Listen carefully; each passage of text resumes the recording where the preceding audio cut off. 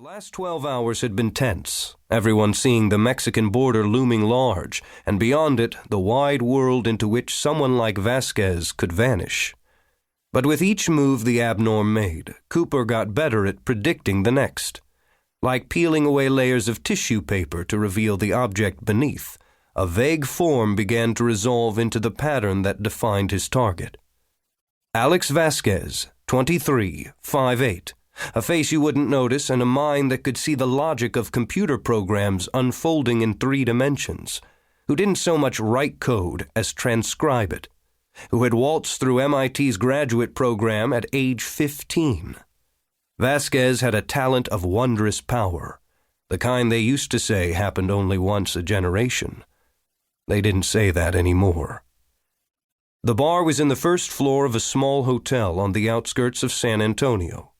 Cooper made himself a bet as he walked in. Neon signs for Shiner Bock, smoke-stained drop ceiling, jukebox in the corner, pool table with worn felt, chalkboard with specials, female bartender, a blonde showing dark roots. The specials turned out to be on a dry erase board, and the bartendress was a redhead. Cooper smiled. About half the tables were occupied, mostly men but a few women too. The tabletops held plastic pitchers and cigarette packs and cell phones. The music was too loud, some country rock act he didn't know. Normal was good enough for my granddaddy. Normal's all I want to be.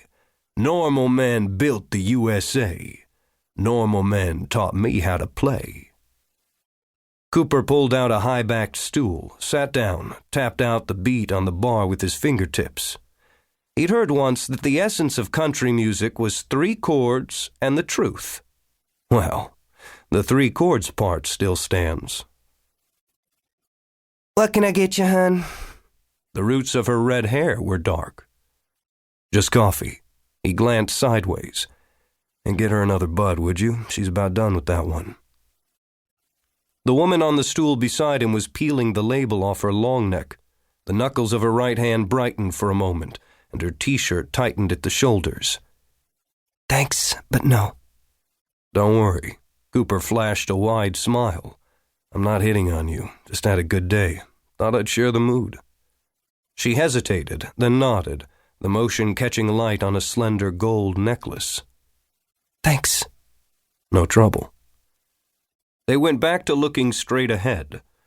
A row of bottles lined the back of the bar, and behind them, faded snapshots had been tacked up in a collage. A lot of smiling strangers hanging on each other, holding up beer bottles, all of them seeming to be having a great time. He wondered how old the photos were, how many of the people in them still drank here, how their lives had changed, which had died. Photographs were a funny thing. They were out of date the moment they were taken, and a single photograph rarely revealed much of anything. But put a series together, and patterns emerged. Some were obvious: haircuts, weight gained or lost, fashion trends. Others required a particular kind of eyes to see. "You staying here?" "Sorry?" "Your accent. You don't sound local." "Neither do you." "Nope," Cooper said. "Just passing through. Be gone tonight. Everything goes well."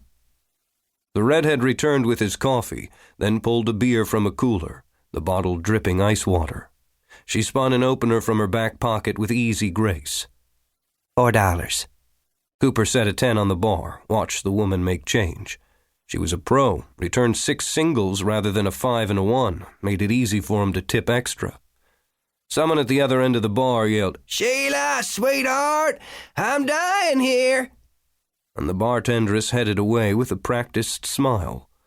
Cooper took a sip of coffee. It was burned and watery. "You hear there was another bombing? Philadelphia this time. I was listening to the radio on the way in, talk radio, some redneck. He said a war was coming, told us to open our eyes." "Who's us?" The woman spoke to her hands. "Around here, I'm pretty sure us means Texans, and them means the other 7 billion on the planet." "Sure, because there aren't any Brilliance in Texas." Cooper shrugged, took another